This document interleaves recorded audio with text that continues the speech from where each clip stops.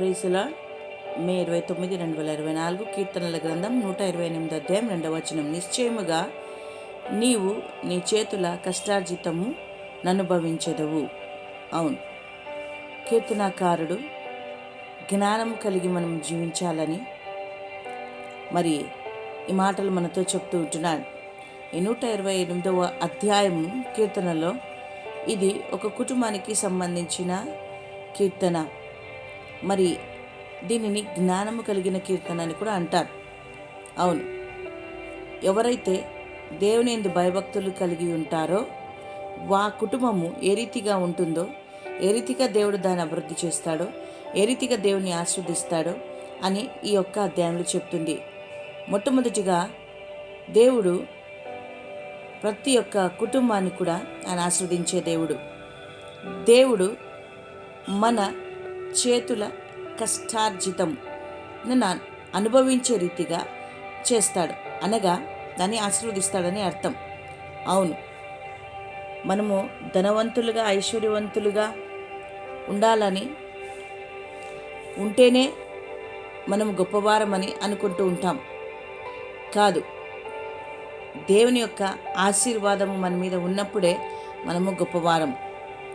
నా ప్రియ సహోదరుడా సహోదరి, ఈ ఉదయకాలమున దేవుడు మొట్టమొదటిగా నువ్వు ఏదైతే పని చేస్తున్నావో ఆ పనిలో నువ్వెంత కష్టపడుతున్నావో ఆ పనిలో వచ్చే రాబడి ద్వారా దేవుడు నిన్ను ఆస్వాదించబోతూ ఉంటున్నాడు.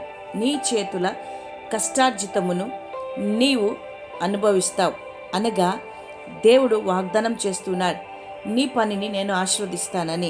నీకు లాభము కలుగుతుంది, నీకు మేలు కలుగుతుంది, నీకు సమృద్ధిగా ఉంటుంది అని దేవుడు ఉదయకాలం మాట్లాడుతూ ఉంటున్నాడు. అవును, చాలాసార్లు మనం కష్టపడతాం, పని చేస్తాం, ఎంతో ప్రయాసపడతాం, కానీ దానికి సరి అయిన ప్రతిఫలము దొరకక మనము దుఃఖంలో బాధలో మనం ఉంటాం. కానీ ఉదయకాలమున దేవుడు అంటూ ఉన్నాడు, కీర్తనాకారుడు అంటున్నాడు, చేతుల కష్టార్జితమును దేవుడు ఆస్వాదించబోతుంటున్నాడు. నీ పనిని దేవుడు ఆస్వాదించబోతూ ఉంటున్నాడని ఉదయకాలం మాట్లాడుతూ ఉంటున్నాడు. కాబట్టి దిగులు పడకుండా, బాధపడకుండా నువ్వు చేయవలసింది పనంతా ఏమంటే యెహోవా యందు భయభక్తులు కలిగి ఆయన మార్గములో నడిచినప్పుడే దేవుడు నీ చేతుల కష్టార్జితమును నీవు అనుభవించే రీతిగా నిన్ను ఆయన ఆస్వాదించబోతుంటున్నాడు.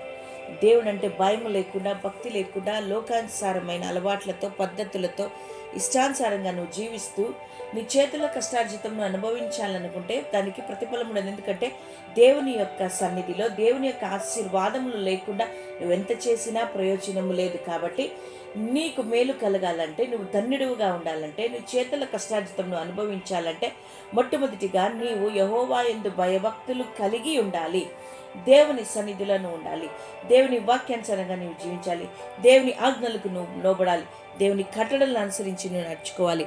అప్పుడు నీకు మేలు కలుగుతుంది, నువ్వు సమస్తమును అనుభవించేవాడిగా ఉంటావు. కాబట్టి దేవుడు నేను ఆస్వాదించాలని ఉదయకాలం ఆశపడుతున్నాడు. మరి నీవు దేవుని యందు భయభక్తులు కలిగి నువ్వు జీవిస్తుంటున్నావా? దేవుడు సమస్తాన్ని చూచుచున్నాడని నువ్వు గ్రహించుచున్నావా? దేవుని ఆధీనంలో సమస్తం ఉందని నువ్వు తెలుసుకున్నావా? నా ప్రియ సోదరుడ సోదరి, ఉదయకాలమున దేవుడు నీతోనే నాతోనే మాట్లాడుతుంటున్నాడు. నీవు దేవుని యందు భయభక్తులు కలిగి జీవించినప్పుడు నిశ్చయముగా, మార్పు లేకుండా, ఖచ్చితముగా ఆయన నీ చేతుల కష్టార్జితం నీవు అనుభవించినట్టుగా ఆయన చేస్తాడు. ఎక్కడ కూడా నీకు కొదువ లేకుండా సమృద్ధిగా దేవుడు ఇవ్వబోతుంటున్నాడు. ఆదాము అవ్వ ఏదేను తోటలో సమృద్ధి కలిగి వారు జీవించారు. నీ జీవితం కూడా ఫలభరితంగా, సమృద్ధి కలిగి నీ కుటుంబం నీవు ఉంటారని దేవుడి ఉదయకాలం మాట్లాడుతుంటున్నాడు. కాబట్టి ధైర్యం తెచ్చుకొని నువ్వు దేవుని వైపు చూడు, దేవుని మీద ఆధారపడు, విశ్వాసం ఉంచి దేవుడు నీ కుటుంబాన్ని దీవించి ఆస్వాదించబోతుంటున్నాడు. దేవుడి మాటలు మనం వెనుకలో దీవించి ఆస్వాదించును గాక. Amen. God bless you. Victory ministries, Kalyan Durg.